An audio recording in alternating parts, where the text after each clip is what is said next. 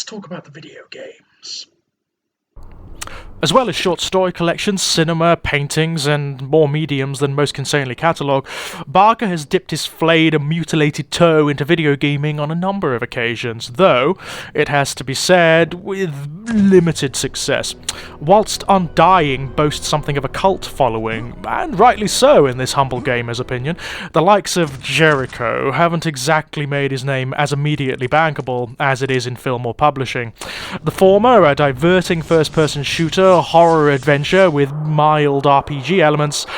The latter, a more straightforward run-and-gun affair that boasts an inventive and interesting back mythology and technical elements that could have been innovative and diverting. Were they not so tortuously implemented that opening the lament configuration would likely result in less intense agonies? For the purposes of this video, we aren't going to start right at the beginning, as there were Barkerian forays into video gaming during the 16 and 32-bit eras that never quite saw the light of day, including a potential Nightbreed video game, and, of course, numerous attempts to bring Hellraiser to interactive media. Quite how they would have worked or could have possibly succeeded given the technological limitations of the time is anyone's guess, but the first truly complete work to hit home systems was the relatively obscure 2001 game Undying. The game was originally intended to be something far more than it actually became. Barker's gateway not only into a multiple game franchise, but a mythology that would span novels, comics, and short stories, a fact that is clear from the game's sumptuous design, ethos, and back mythology, all of which feel far more expansive than what the game itself provides, as though things are happening, have happened, or are going to happen off-screen. The player character, reluctant occult investigator Patrick Galloway, hurled into events far beyond his experience or understanding, which must be pieced together clue by clue and encounter by encounter as he explores the Covenant family manor and its surrounding environs. Unfortunately, the game didn't quite make the impact that either Barker or the development team intended, owing to corporate shenanigans and some, quite frankly, truly piss-poor marketing. The game is the only entry in a franchise that promises so much that, despite being vast and laboriously detailed, is far from complete. Summoned to the ancestral Covenant manor by his old friend and last surviving member of the Covenant line, Jeremiah, Patrick Galloway arrives to find the place in a state of dereliction, its grounds overgrown, the manor falling apart, only a skeleton staff left to attend to Jeremiah's needs. Conversations with those that remain on the grounds reveal that a number of strange incidents and situations scared the vast majority of them away. The manor and the island on which it sits undoubtedly are haunted and accursed place. Conversation with Jeremiah confirms that suspicion, the dying man claiming to have been visited by his dead brothers and sisters, to be harassed at all times by strange spirits, demons, and visitations. Galloway soon learns that this is more than the mere ravings of a sick and dying man. The house is indeed infested with haunting spirits, demons, and otherworldly influences. The game doesn't exactly shy on the side of subtlety. From the first moment the player takes control of Galloway, they'll be assaulted with spectral visions, demonic abominations, strange noises, ghostly whispers, poltergeists, and extra-dimensional phenomena.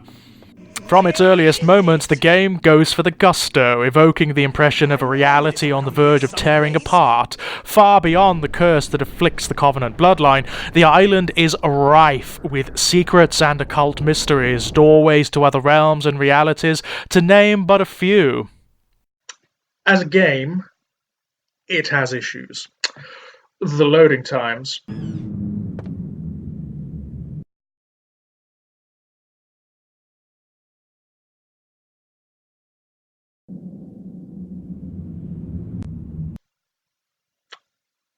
Are frequent.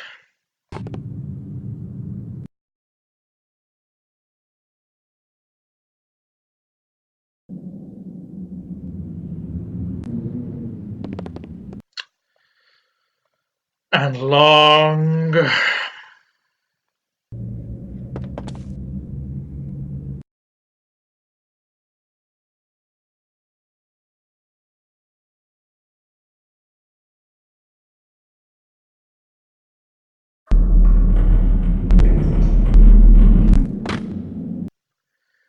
and excessively tiresome.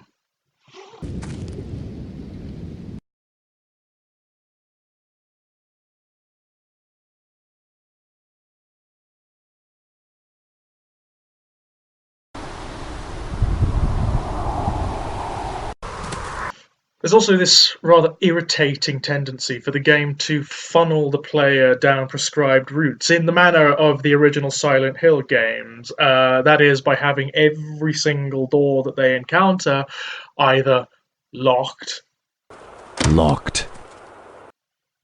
or stuck, or jammed. Now, to be fair to Undying, this was a common game design feature at the time of its publication, but it's irritating as hell for the player. Won't budge. Who essentially, upon coming to a new area or revisiting an old area, has to just try every door. Jammed. Even ones that they've tried before, on the off chance that they won't be stuck or locked or jammed anymore.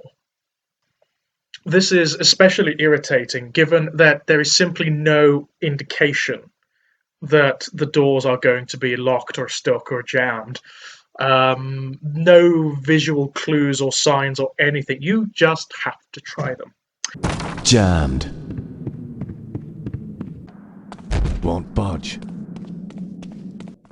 Jammed. Over. Stuck. And over. Won't budge. Jammed. Again. Won't budge. Stuck. Won't budge.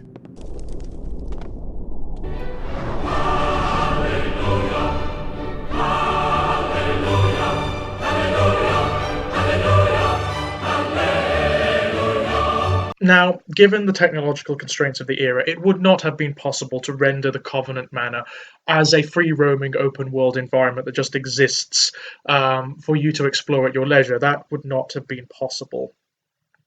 But the developers might have done something more, maybe a little inventive, than having doors randomly lock or stuck or jam themselves every 2 seconds. In point of fact, I can think of an older game that has very, very similar themes and subjects and situations as Undying that does exactly that. The 1996 FMV horror game Realms of the Haunting has a very similar tone and ethos to Undying, as well as featuring similar subjects of occultism, mythology, ritual magic, etc.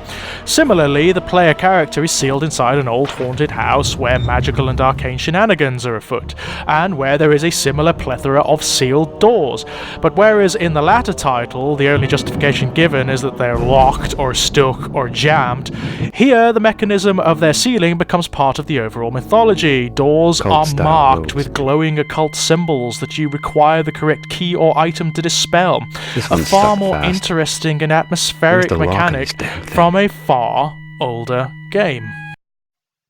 Then, of course, there's the voice acting. Things that make me skin crawl. Those beasts were after me! What in God's name were those things? Where is it? I know it is around here someplace.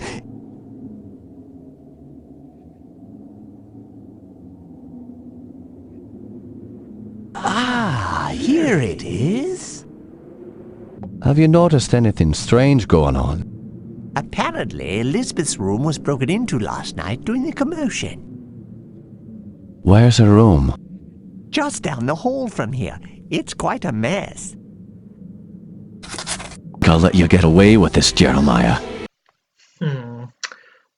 What is that exactly? I think it's supposed to be some sort of non-specific Irish, but it's a little difficult to tell. I joined a special unit whose job it was to squelch the fears of the superstitious farm boys who made up the fighting ranks. You're Jeremiah's old war buddy, right? Indeed. Those weren't natural, my friend. We're fighting more than superstitions here. Okay, to be fair to Undying, it is from an era when voice acting was generally lamentable and not of high priority in video games, barring some notable exceptions to the rule. Cain is deified. The clans tell tales of him. Few know the truth. He was mortal once, as were we all. Tumbling, burning with white-hot fire, I plunged into the depths of the abyss. Unspeakable pain, relentless agony. Time ceased to exist. Only this torture and a deepening hatred of the hypocrisy that damned me to this hell. I know you, Raziel. You are worthy.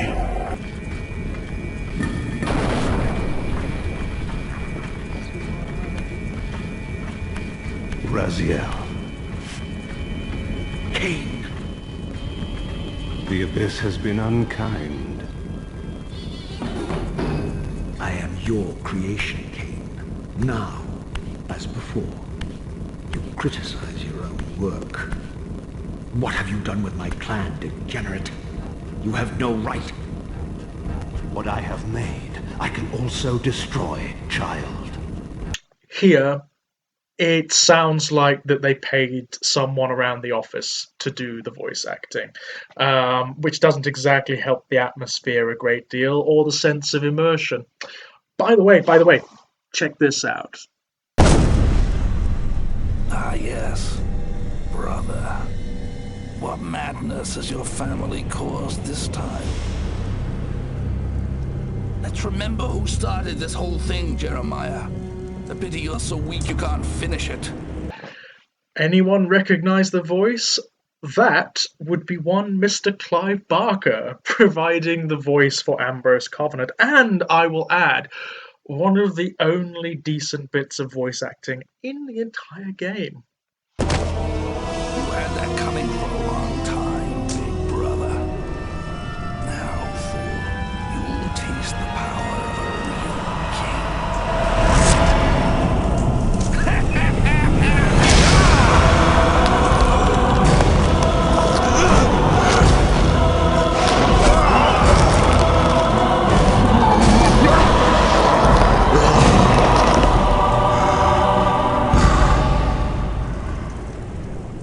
The enjoyment players derive from Undying will depend on their ability to forgive or look past these flaws. Barring them, the game is also rather archaic now, certainly in the culture of first-person horror and shooters, and is extremely creaky and frayed around the edges. That said, I have a particular penchant for games that exhibit this quality, that derive from this era of developing technology, narrative and aesthetic experimentation. Like old horror films, its creakiness lends it a certain charm. Also, as a historical artifact, it's fascinating to see what the format was doing with horror at the time. Speaking of which, the scry ability, my favourite mechanic in the entire game, and one I'm massively surprised more horror titles don't utilise to some degree. Part of Undying's shtick is that Galloway isn't some shotgun-toting Evil Dead Ash wannabe. Alongside the array of weapons he wields is an arsenal of spells that he can learn and enhance throughout the game.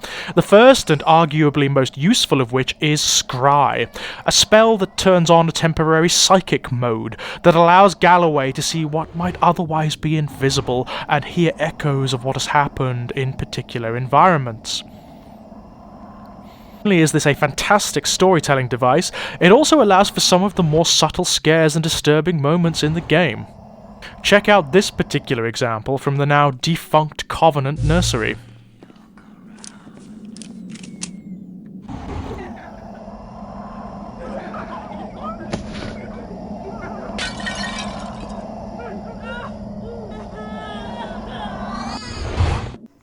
Later, there are even spectral enemies that can only be seen with the scry ability, and environments that warp and shift when it is activated, especially in the not quite real magic-saturated insanity of Oneiros.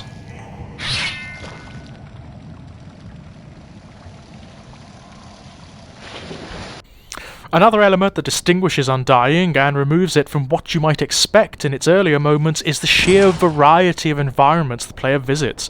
Exploring the Covenant Manor, it becomes apparent that far more is at work here than a simple hereditary curse. One of the Covenant children, Bethany, fancied herself something of an occultist, by all accounts, and regularly invited practitioners and magicians to the manor to teach her their secrets.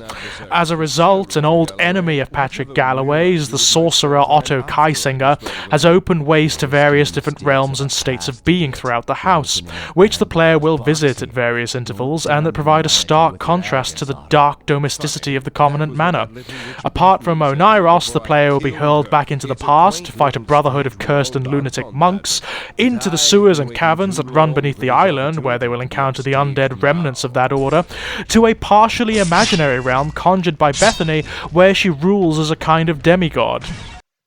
Owing, I'm guessing, to Barker's influence, the setting and mythology of the game swell far beyond what you might expect from a standard survival horror title. Once it becomes apparent that reality in the Covenant Manor is not as staid or static as it might be, the player becomes exposed to settings and situations that are weird with a capital W, as you'd expect from the author of Imagica and Weaveworld. If nothing else, the sheer weirdness of the game is enough to make up for some of its more glaring technical faults, the promise of which lends at least a little impetus for ploughing through those sections that are overlong or diversionary. The numerous shooting gallery segments in which enemies endlessly respawn, the treks across the Covenant Island, which can be weary in a way only the footsloggers of Skyrim will understand. Overall, the game is something of a guilty pleasure, occasionally cheesy, overambitious and overwrought, confusing and plodding in places. There is enough intrigue here to make it endearing. However, the next game Barker would be involved with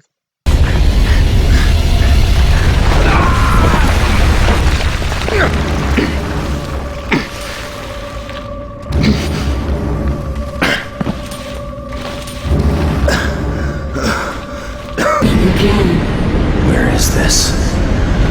This is where it was. Hold up, guys.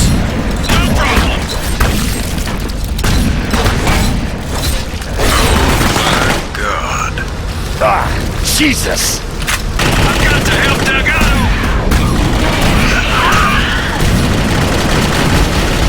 Make it our pet. No, we were trying to contain it. What the fuck is that? I need you, Devin. Ross, don't go. The only way to end this is to set me free.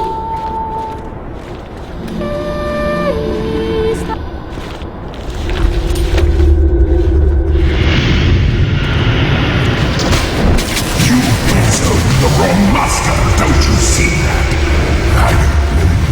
Messages to so many promises of untapped power, forbidden knowledge, your most troubling questions answered. Am I correct? You're all witches and heretics the same as us. You know what they do to witches, don't you? What do you think they do with you when there's no one left to burn? I am sorry, Kevin, but it's you he wants.